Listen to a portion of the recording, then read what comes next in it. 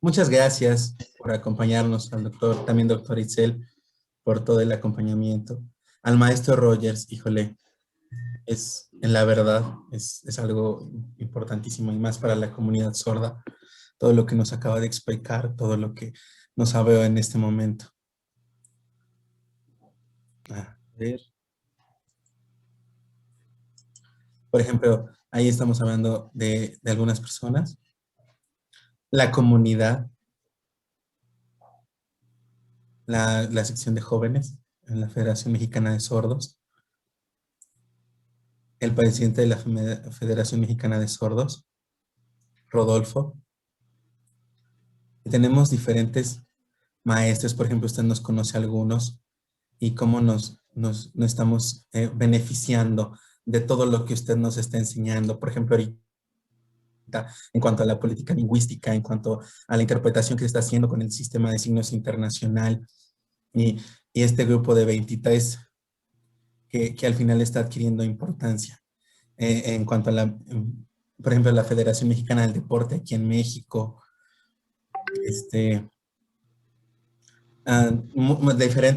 diferentes personalidades y cómo se está juntando y es emocionante ver cómo todos estamos realmente abriendo los ojos y beneficiándonos de este intercambio, más allá de dejar todo esto, de las críticas o de obedecer ciegamente lo que se nos diga nada más. No, estamos despertando para realmente poder dejar ese atraso que hemos tenido y adelantar hacia el avance que realmente se necesita, que podamos realmente vivir de una manera mucho mejor.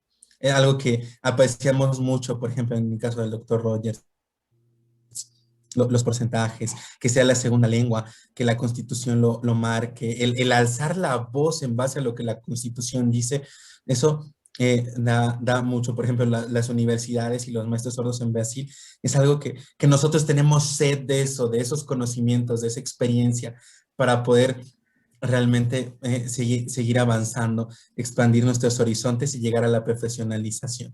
Entonces, eso me emociona muchísimo, en verdad.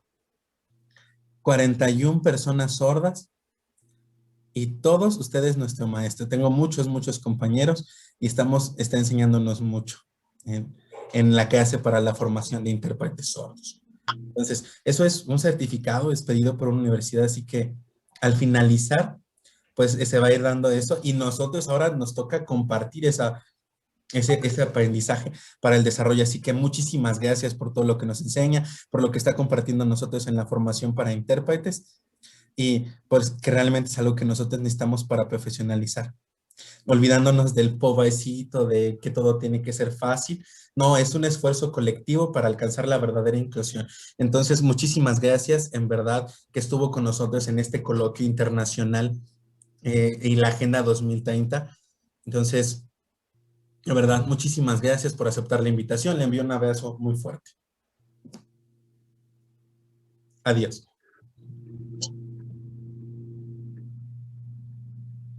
Con Manuel, sí, sí, están platicando eso, que la siguiente ponencia me parece que es el doctor Manuel.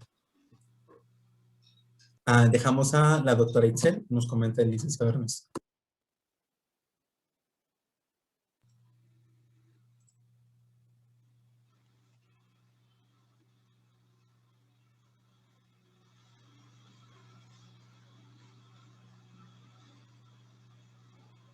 Vale, tengo intérprete de voz, perdón. ¿De voz a señas? Sí, doctora. ¿Sí? Perfecto, gracias. Pues voy a tener el gusto ahora de presentar a una persona muy importante, a una eminencia mexicana. Él es el doctor Manuel Montes de Oca. Es presidente del Instituto Bilingüe para Sordos, de la Asociación del Instituto Bilingüe para Sordos. Y además tiene un largo y grande trayecto en la lucha por la educación bilingüe. El tema que nos va a presentar, que vamos a tener el gusto de poder atender, son los retos en el acceso a la lengua y profesión de los sordos. en América Latina.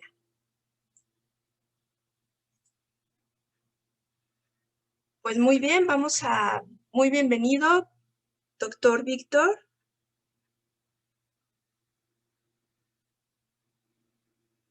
Vamos a empezar a pasar, por favor, la presentación del doctor Manuel.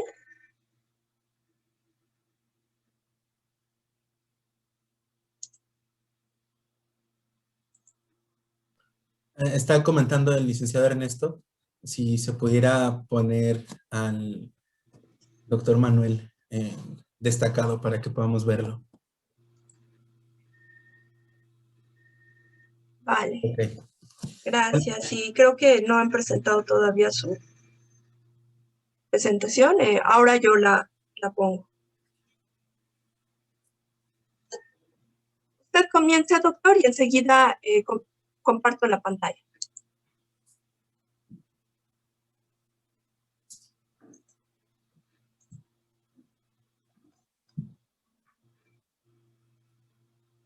¿Listo, Luis? Sí, no para nada.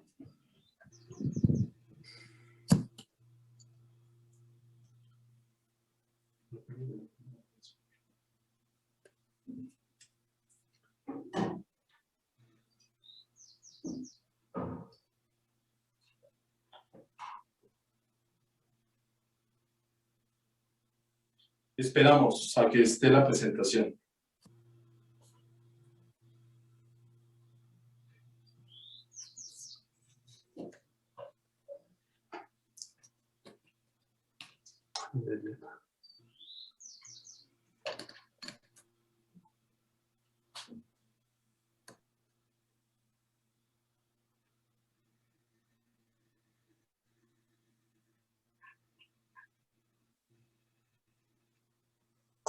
Muy bien.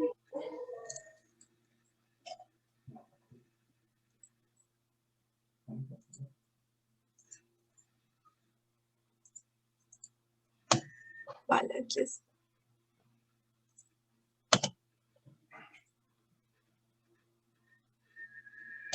Disculpe esta tardanza, enseguida comenzamos.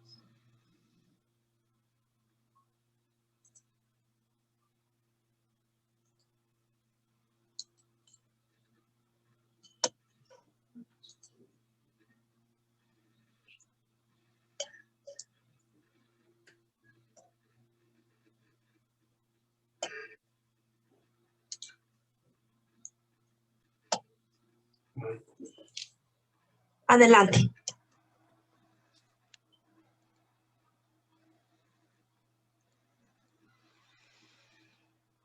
Muchísimas gracias. Muy buenas tardes a todos.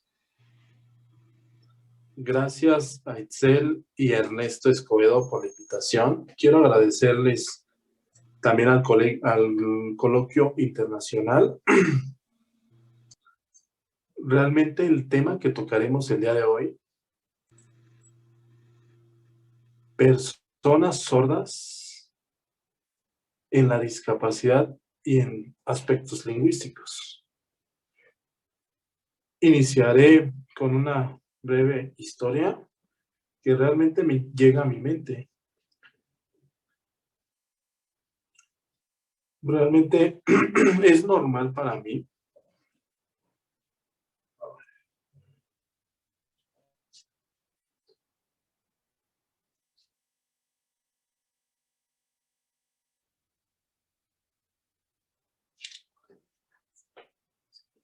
Siguiente diapositiva, por favor. Siguiente diapositiva.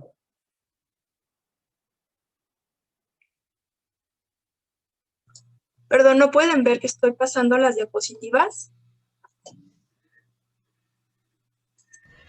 No, se quedó en la misma. No, realmente no lo vemos. A ver. ¿Gusta mandármela, doctora, y la paso? Sí, muchas gracias, profesor.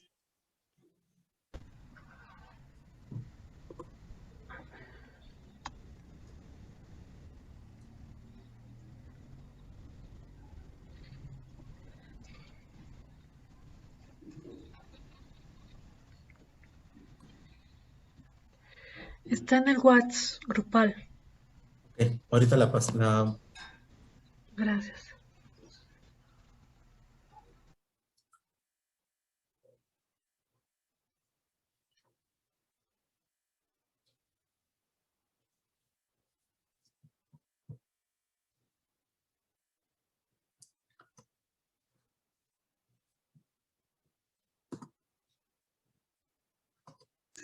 Le he enviado también a su correo, maestro Ibarra. Ok.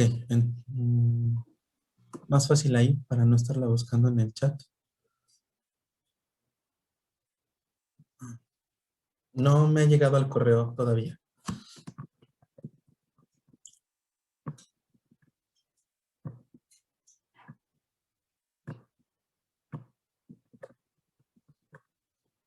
¿Cómo se llama el archivo?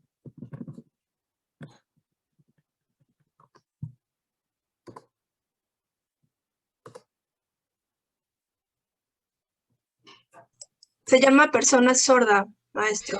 Ya la tengo, ya la estoy descargando y ya la pongo. Gracias.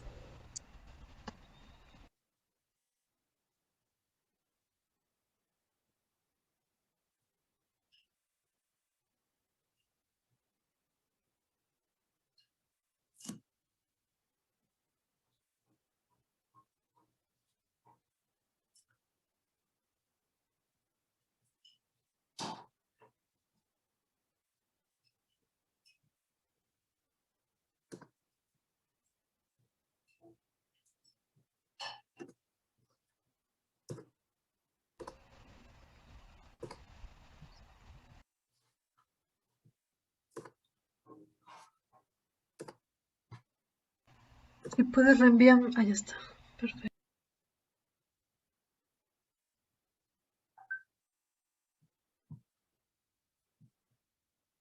Ok.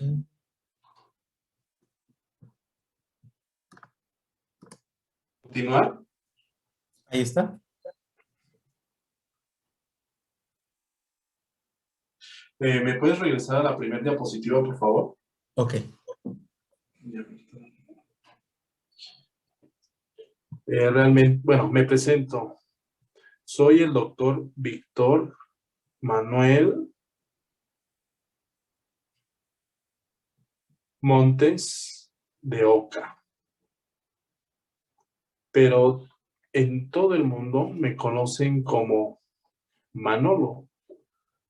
Y aquí en México, de igual forma. Esta es mi seña. Siguiente diapositiva, por favor.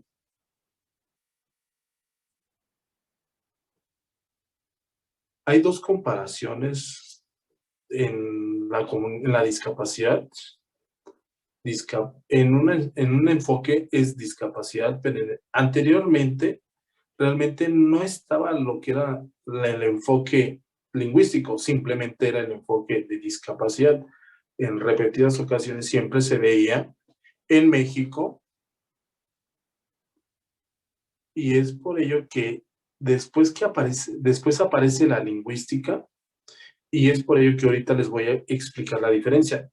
Siguiente diapositiva, por favor. Realmente yo he tenido contacto con algunas personas. ¿Cómo es que inicia mi doctorado? ¿O desde qué enfoque realizo mi enfoque? Bueno, empiezo a... Perdí la audición y realmente tuve que vivir con aparatos auxiliares. Pero cuando realmente descubro que soy sordo, realmente acudo a lo que son las terapias de lenguaje, porque realmente estaba yo en rehabilitación, me hicieron algunas audiometrías para poder identificar la gravedad de mi discapacidad. Pero posteriormente me etiquetan como discapacidad auditiva, pero realmente cuando me empiezan a descubrir que realmente soy sordo, bueno, pues empiezo entonces a tener terapia auditiva. y algunos campos semánticos como mamá, papá, hermano, y empiezo a tener terapia.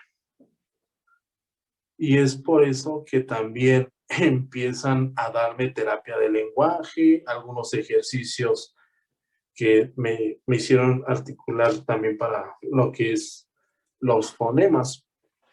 Pero desde el enfoque médico, siempre realmente cuando me descubren la discapacidad, me dicen, ¿sabes qué? Tienes un problema muy grave, pero realmente siempre el enfoque fue médico, pues me dieron algunas opciones que pudiera yo tomar, como el aparato auxiliar o implantes, el implante coclear. Pero realmente en 1958, yo empecé a investigar algunos libros y realmente con médicos que me empecé a contactar en 1958. Siguiente diapositiva, por favor.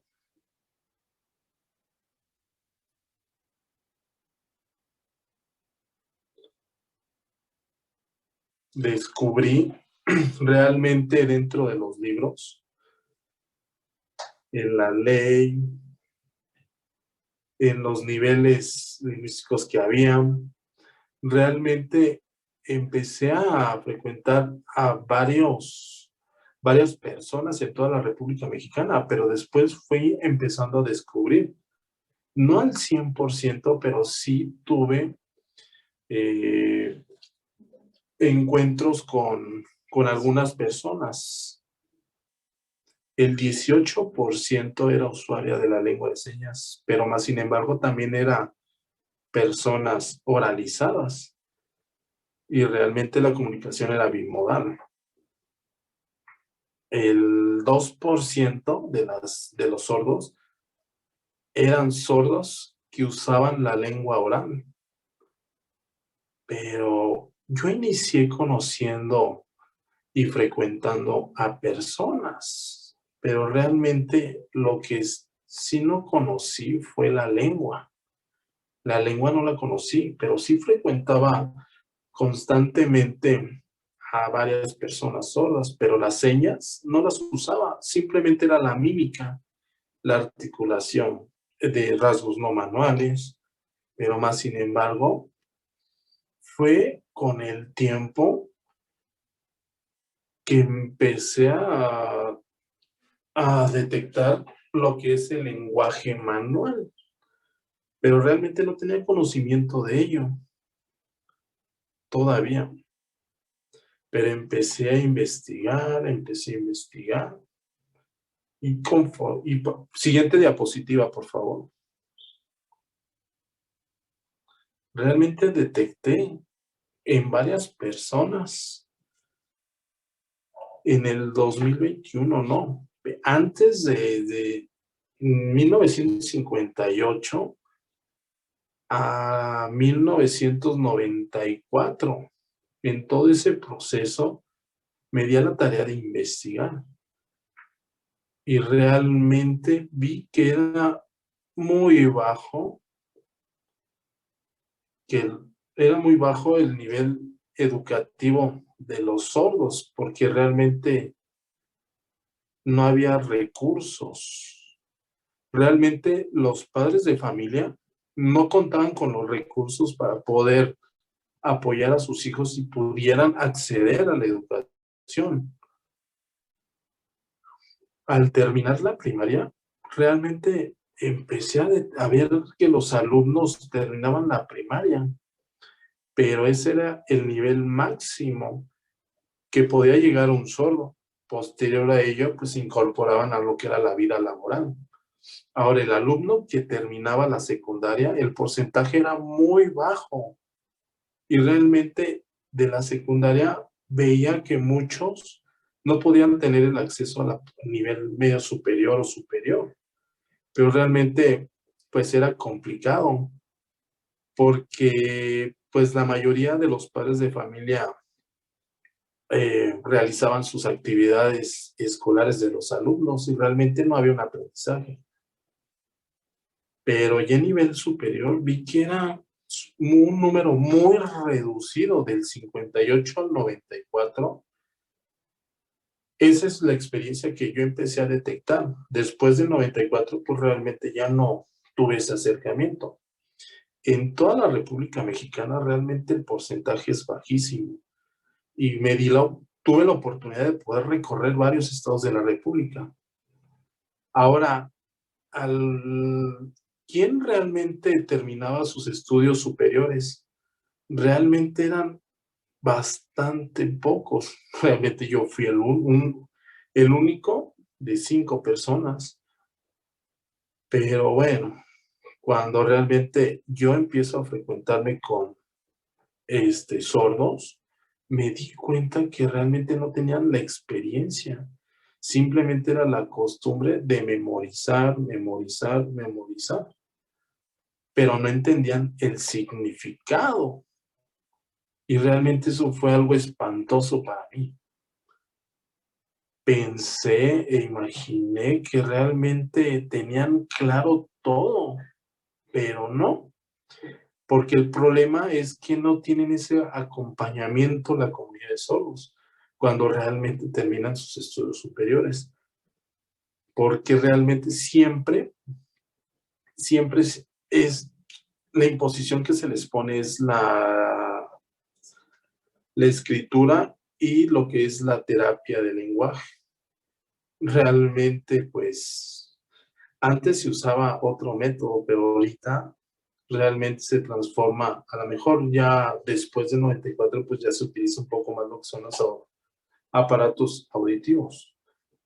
Pero realmente en la comunidad de sordos no había esa cultura, no habían las actividades que realmente ellos tenían eran las novelas nada más. Realmente la mayoría de los sordos, pues, nada más era el fútbol, no había oportunidades para toda la comunidad de sordos, ni siquiera tenían un enfoque más claro. Realmente la comunidad de sordos entendía perfectamente, pero lo que era por medio de las terapias de lenguaje, pero cognitivamente no entendían el significado.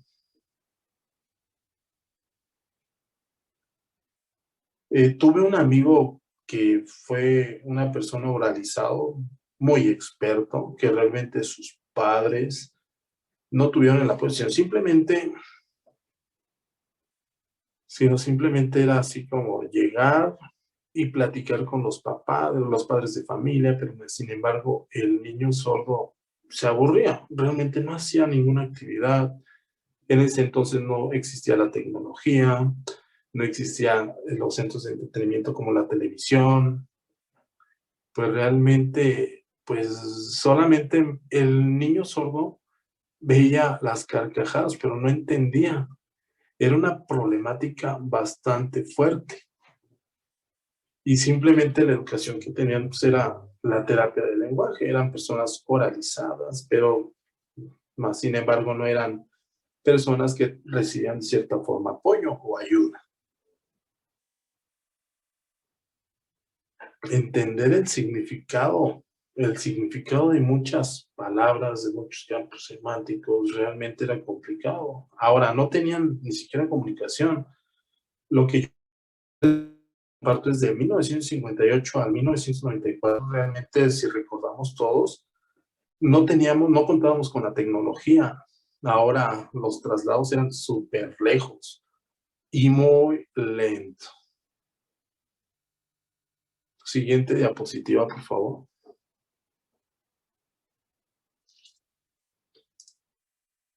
Cuando me postulan como presidente, realmente no tuve acercamiento tal con los políticos, realmente sí con investigadores y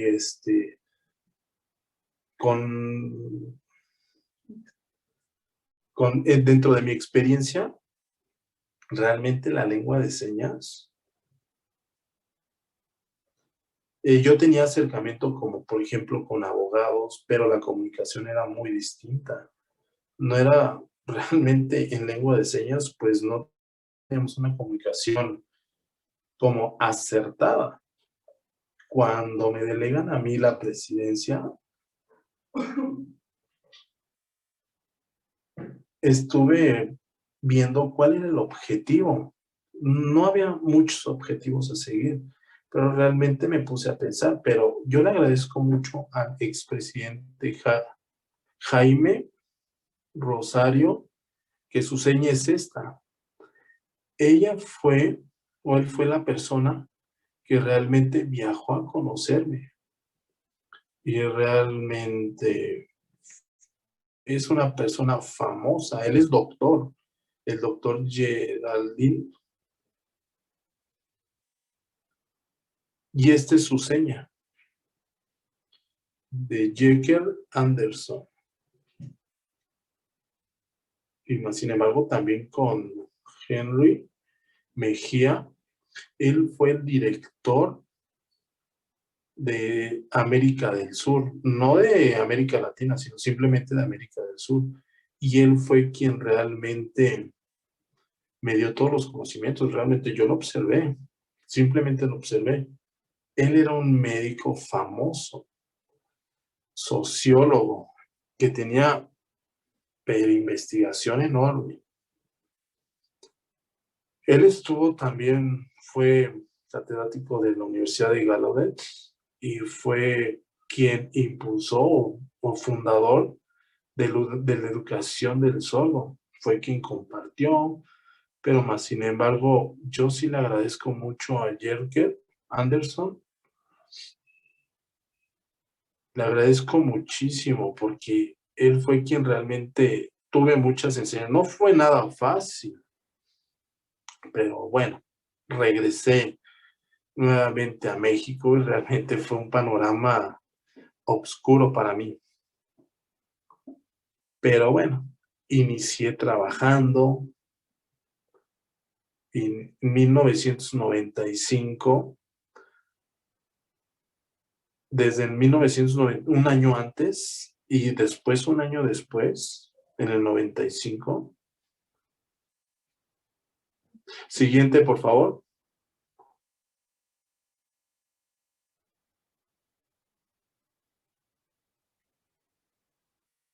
Eso realmente fue lo que me motivó en el 94 iniciar un enfoque sociolingüístico. Y realmente, pues yo era el expertise. Yo tenía expertise en esa área. Había noticias sobre el comportamiento. Y realmente yo también solicité que se me apoyara aquí en México, porque realmente en México no había conocimiento lingüístico, o sea, ni siquiera había enfoque, simplemente era el enfoque médico, y de ahí no había otro enfoque, ni siquiera existía la lingüística.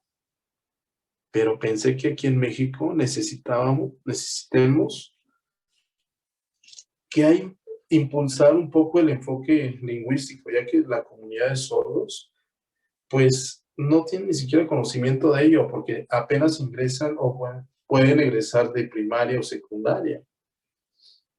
Apenas si tiene su lengua, su lenguaje, llegan a adquirir nada más la lengua, el lenguaje, y la comunicación es bastante limitada.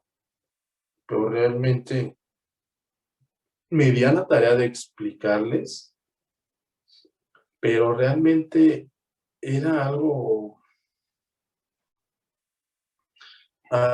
peor todavía, no era ni siquiera eso.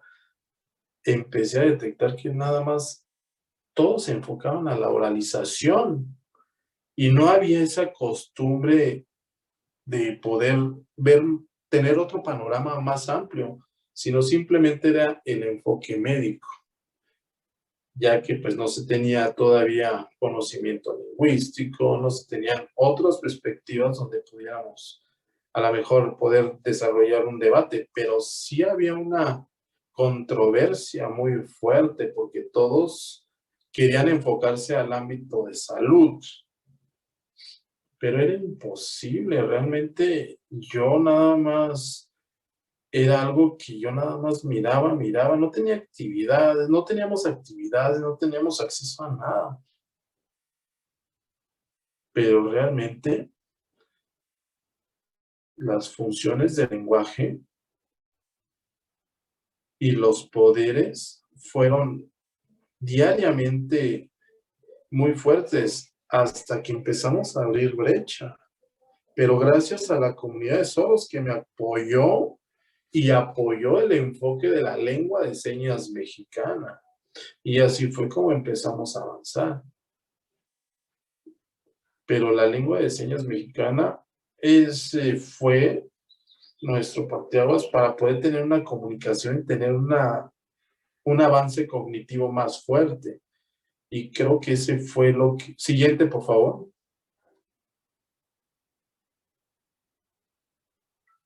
Empecé a detectar que había muchas tareas e identidades, reconocimiento de los grupos minoritarios. ¿Por qué? Porque la comunidad de sordos era bastante chica, era un grupo minoritario, y no era muy fácil porque la discriminación era constantemente. Pero no podíamos, era algo muy difícil, no teníamos el apoyo de nadie. Pero bueno, más sin embargo dije, me tengo que esforzar, pero en la educación bilingüe fue algo muy bonito, algo muy, muy, muy exquisito, ya que empezamos a hacer traducciones al español, pero realmente empezamos a descubrir que dentro de la educación había un modelo bilingüe, que había una metodología de enseñanza bilingüe, todo enfocado al método bilingüe, que los oyentes no sabían que existía. Pero el enfoque bilingüe realmente sí era, no es más, ni siquiera teníamos diccionarios. En la educación no teníamos diccionarios. Pero el tema era, ¿quieren cambiar de intérprete? Sí, ¿se va a hacer un cambio? Sí. Perfecto. Ok. Entonces, en cuanto a las necesidades que había en ese momento, era algo común el que se discriminara a las personas, como se les tachara de ignorantes que no sabían leer. Esa discriminación era muy marcada. En cuanto a la igualdad y en la unidad, pues no era algo que se veía mucho. Era algo que tenía que ver con la justicia y los derechos humanos, no importa el color de raza o cualquier otra cosa. Por ejemplo, en cuanto a los derechos lingüísticos, ese tema es algo que a mí me comentaban mucho.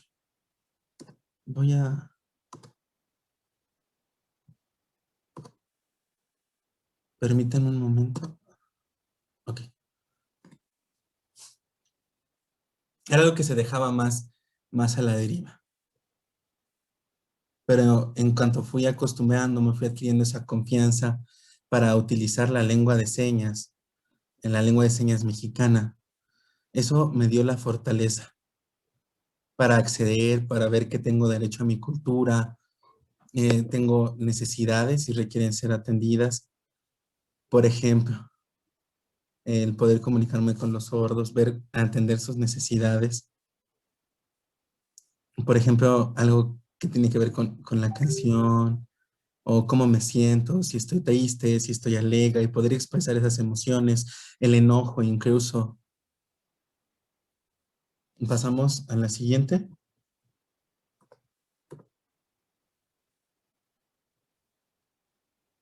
Gracias.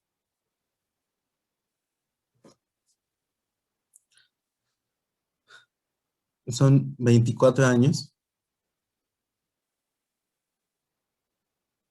Es algo que he aprendido, que tenemos ese avance que se ha ido dando poco a poco. En cuanto a la Constitución, era algo que antes no se hablaba al respecto.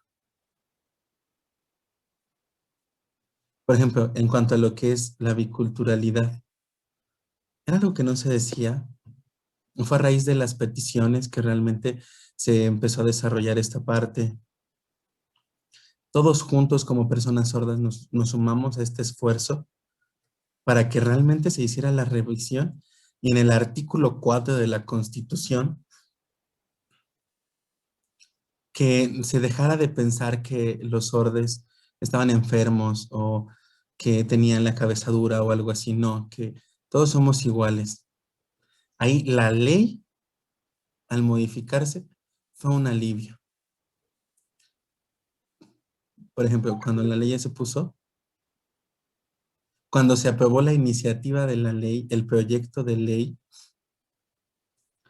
en que a nivel federal, que reconocía la cultura de las personas sordas, el Instituto Nacional de la Cultura de los Sordos, ¿a qué nos referíamos? Que en el futuro pudiera darse este desarrollo, que se pudiera realmente dar la ayuda y se dieran los beneficios necesarios para proteger a la comunidad sorda. Pero no ha sido algo sencillo. Ha sido algo que lleva su derecho, su desarrollo y más con lo que tiene que ver con derechos humanos. Por ejemplo, con las lenguas indígenas, las personas sordas, las personas con discapacidad. Todos tenemos exactamente los mismos derechos.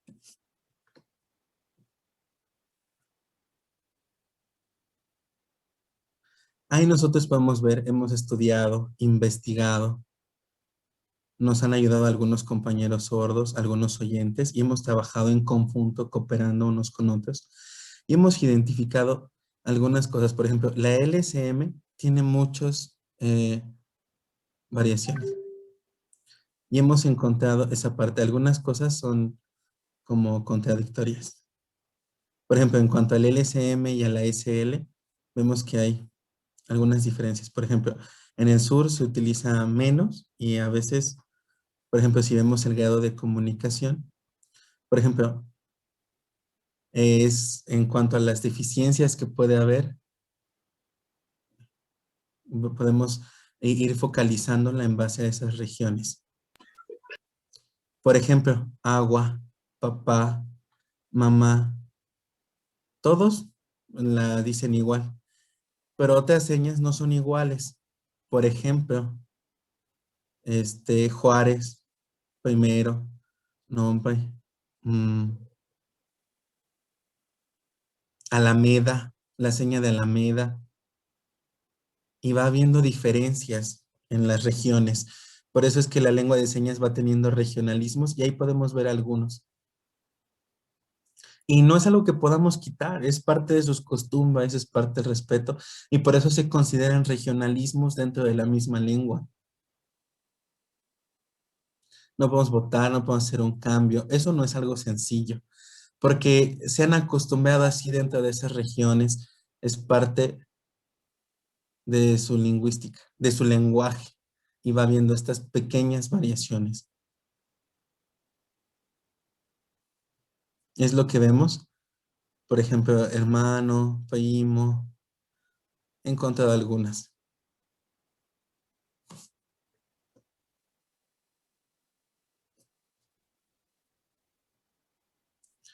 Es lo que yo comencé explicando.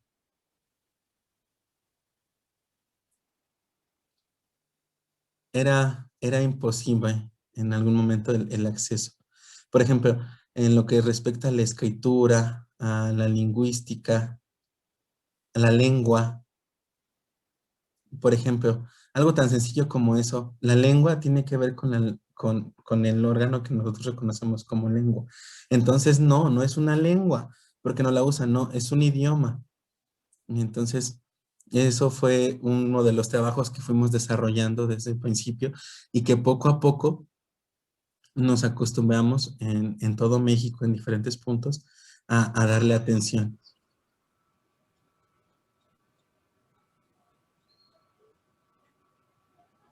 Y eso fue algo que se vio.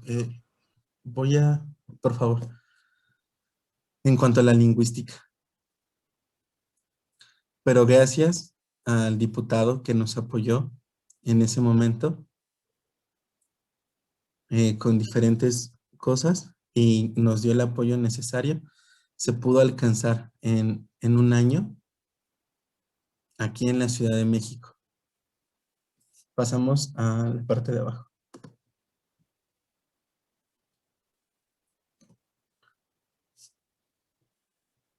Es lo que explicaba hace un momento.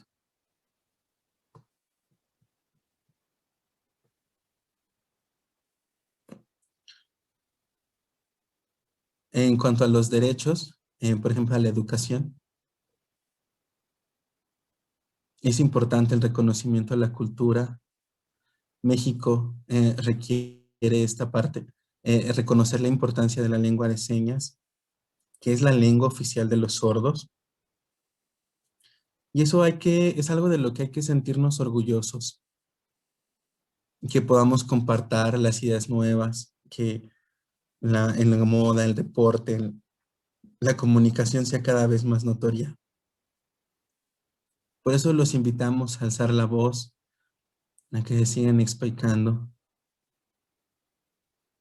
Por ejemplo, ahí en el recuadro pueden ver cuando estoy sosteniendo ahí en la parte del medio, cuando se aprobó la ley a la no discriminación. Y eso fue un anuncio impactante en aquel momento.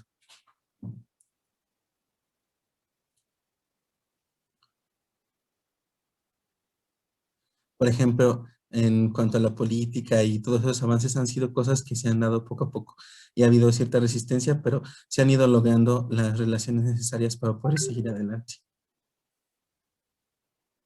Entonces, no se ha perdido el tiempo, ha valido cada uno de los pasos que se ha dado para que en el futuro realmente haya un cambio en la vida, que mejore la calidad de vida. Y podemos estar seguros que en el futuro se seguirán cosechando frutos para poder lograr éxito en lo que hemos estado haciendo.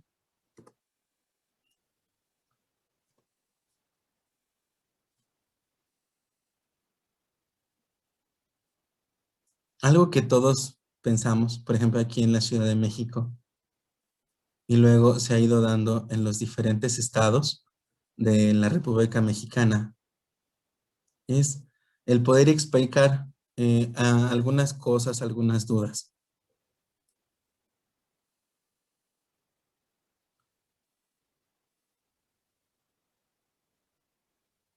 ¿Qué significa? De tal forma que se vayan, por ejemplo, en los casos de los papás o los padres de familia, llega a haber ciertos malos entendidos o se pueden minimizar algunas situaciones normales. Por ejemplo, en la escuela siempre se dice que es mejor la terapia oral para que pueda en el futuro haber. Entonces, sí hay que explicar algunas cosas. Por ejemplo, se han enviado cartas a los diferentes estados. Ahorita ya es mucho más fácil poder comunicarnos con el internet, todo es mucho más rápido. Pero en aquel entonces así lo hacíamos por medio de cartas para poder informarnos de las situaciones que estaban pasando. Y entonces algunas personas que mostraran interés y que iban aceptando, a algunos no les interesaba nada de la información que nosotros estábamos compartiendo, pero así es como se han ido dando los cambios.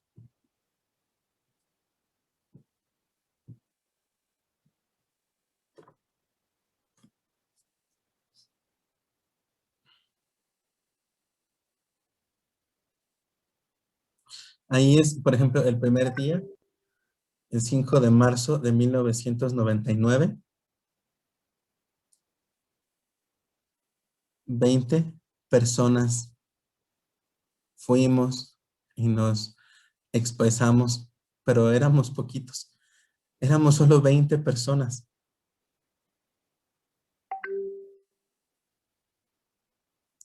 Por ejemplo, a lo mejor a algunos les daba un poquito de temor cuando veían al policía que los quería ver, o sea, pero no, era algo que no se había hecho en ese momento.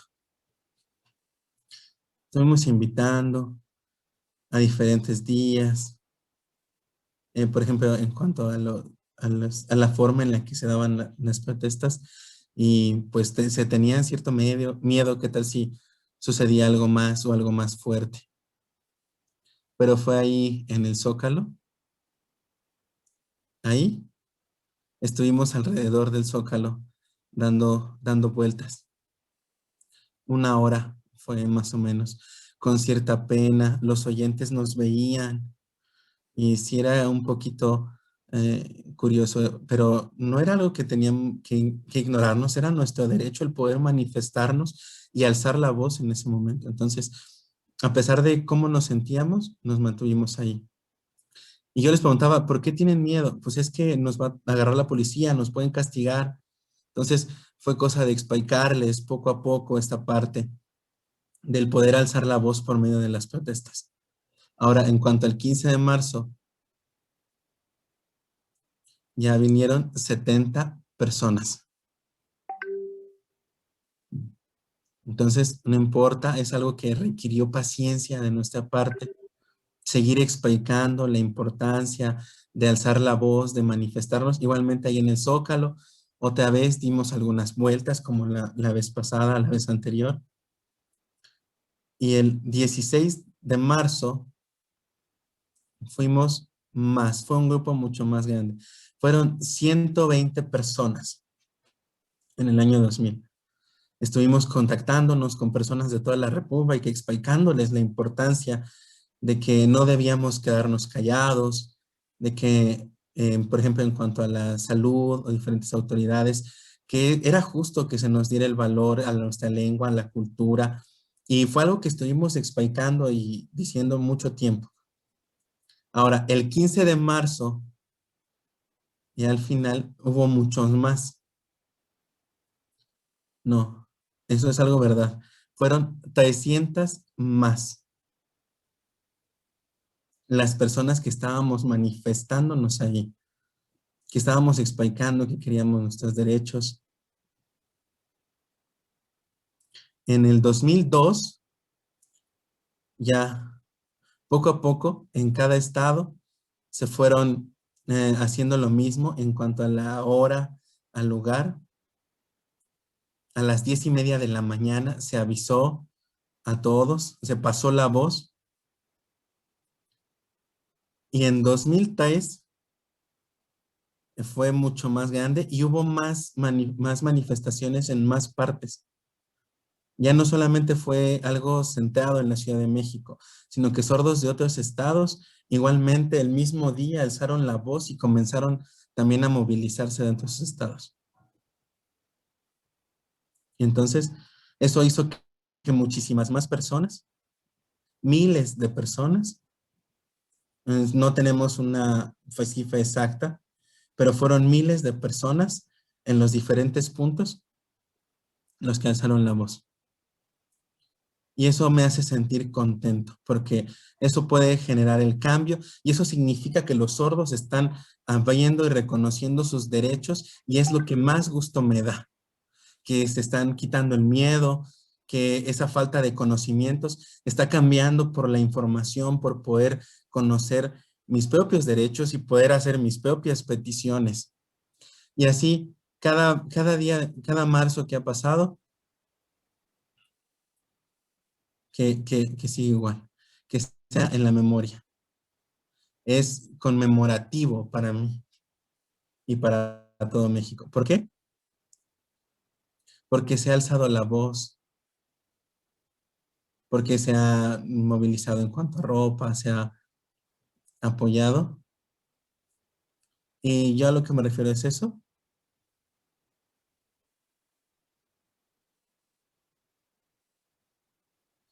Por ejemplo, algo que a veces se pasa es cuando invitamos o se alza la voz y se llega a decir, no, luego, luego, luego, hasta lograr nuestra independencia, que sean nuestras ideas, que sean confiar en nosotros mismos. Entonces, para eso se necesita, aunque los oyentes digan que no, pues nosotros luchar por esa misma igualdad.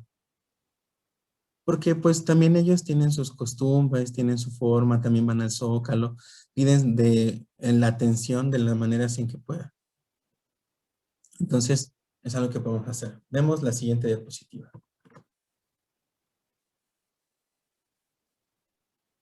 Ahí, lo que ustedes están viendo son fotos de algunas de las manifestaciones. Vean cómo están los policías, cómo cerraron las vallas, cómo se formaron con sus escudos, con sus toletes. Y lo que nosotros estábamos haciendo era, en los sordos ya teníamos la costumbre, por ejemplo, nosotros no gritábamos, pero hacíamos muchas señas. Los sordos, a los policías al ver cómo nos manifestábamos, era como les extrañaba. Pero aún así nosotros estábamos en la misma. Aún los niños alzaban la voz y expresaban lo que necesitaban. Eso realmente garantizó que se pudiera alcanzar el éxito. Vean, por ejemplo, ahí están los niños. Eso es algo que a mí me llena de orgullo, de satisfacción.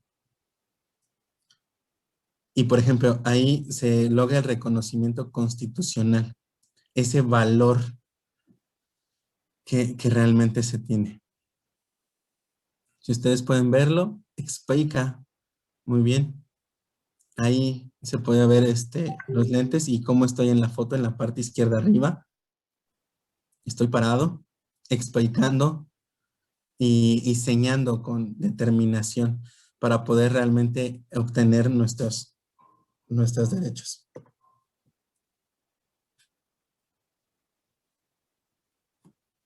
Ahí está el periódico. Ahí, aunque dice que fueron 200, en realidad fueron más de 300. Fue un error. Pero yo tengo claro en memoria que fueron más de 300. No recuerdo exactamente cuántos, pero sí. Y ahí contiene y explica, por ejemplo, qué es lo que estábamos diciendo, qué es lo que estábamos pidiendo, los derechos por los que estábamos esforzándonos en ese momento. Y ahí tenemos a una mujer, pueden verla con la gorra. Ella es la presidente de la Federación Juvenil. Y la pueden ver igual, esforzándose, alzando la voz. Wow. Por ejemplo, ahí podemos ver cuando Ernesto Puentes era joven y veía esa parte. Ahora vemos el interés, ha aprendido mucho y eso es algo excelente. Lo recuerdo. Como se fueron abriendo las oportunidades. Antes, a pesar de que estaban cerrados, no fue algo que se haya logrado solo, fue algo que logramos juntos.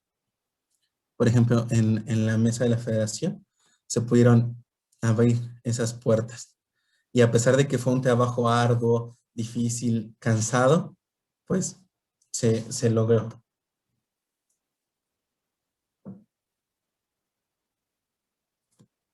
Ahora ahí estamos viendo las fotos de cuando se aprobó, se dijo que sí se haría la reforma al artículo 4º y que se reconocía la cultura y los derechos lingüísticos. Pues, la discapacidad, personas sordas, el español. No, ya no era así. La Constitución decía que todos los humanos tenemos, como seres humanos, tenemos el mismo valor y el mismo derecho. Fueron 3 años de lucha constante para poder lograr eso. Fue en 1999 a 2005.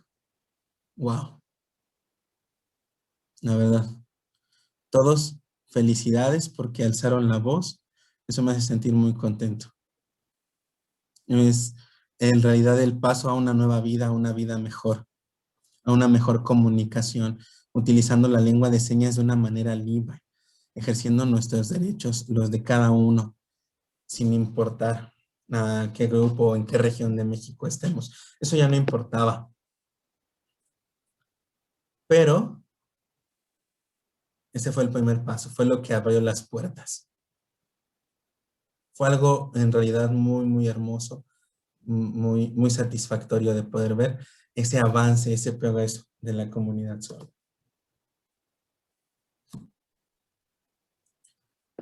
Ahora ya podemos ver que esas cosas que están ahí, pues ciertamente hay algunas en las que se ha mejorado, pero hay algunas que sí se pueden poder seguir mejorando. Por ejemplo,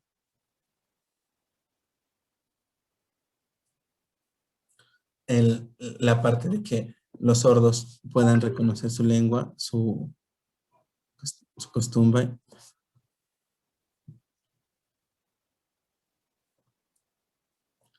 Por ejemplo, también para las personas hipoacúsicas. Todos, poco a poco, se van desarrollando y esa identidad se va haciendo. Los grupos también van creciendo.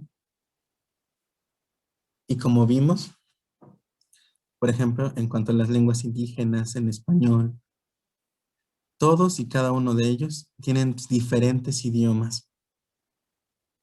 Pero nosotros nos sentimos orgullosos, eso es importante. Debemos vestirnos con la lengua de señas. Y eso ayudará a que alcancemos el éxito. Algunos, gracias al apoyo que se ha podido dar, se ha logrado mejorar. Es un trabajo arduo el que se ha realizado. Hasta que todas las personas, por ejemplo, recuerdo alguna vez que estaban pidiendo ayuda para poder entrar al camión, que pudiéramos tener transporte gratis. Yo pensé, pobre sordo, en realidad quizás no hay dinero, es una persona pobre. Algunos trabajan, pero a pesar de que trabajan ganan poquito. Entonces las necesidades diarias, el transporte diario, el camión, eso a nivel nacional, en diferentes puntos. Me quedé pensando en esa parte, en las necesidades que podían surgir. Y entonces probamos y le dimos al gobierno la redacción que se hizo. ¿Para qué? Yo pensé, no únicamente para las personas sordas. Yo también, por ejemplo, a las personas ciegas, a las personas que tienen alguna disminución en la movilidad. ¿Cómo piensas tú que nos transportemos cuando van a trabajar? Falta, por ejemplo, es necesario el trabajo para que puedan adquirir sus cosas. Eso genera un poco de sufrimiento y es algo negativo para las personas. Entonces, se quedaron pensando en lo que les dije y se aprobó que se diera gratis. Pero este tipo de éxitos han requerido que se haga el trabajo, que se toquen puertas. Ahora, por ejemplo, en cuanto a las escuelas, ¿no? La mayoría de las escuelas son de paga. Por ejemplo, algunos que tienen escuela de gobierno que no están pagando. ¿Cómo le están haciendo? Entonces, debe de haber algo equitativo, algo que sea para beneficio de todos. Los sordos no pueden pagar, necesitan el apoyo. Por ejemplo, para que sus hijos sordos realmente tengan beneficios, estén protegidos, pero siempre utilizando la lengua de señas en la educación. Por eso es importante que los maestros hagan ese acompañamiento. Entonces, mientras fue lo que se hizo, apoyarlos para poder facilitar la comunicación. ¿Tú piensas que yo soy oyente? No, pero yo conozco el español poco a poco y me desarrollé como sordo. Mi familia me enseñó poquito. ¿Para qué? Para poder comunicarse conmigo y también para poder comunicarme con la comunidad oyente. Por ejemplo,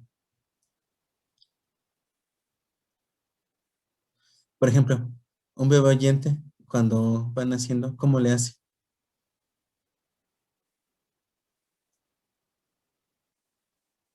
El oyente y los sordos se desarrollan de la misma manera. El oyente va escuchando, va viendo el movimiento de la boca, escucha los sonidos. El sordo igual puede tener el mismo desarrollo. No es forzoso que tenga el oído. Puede ser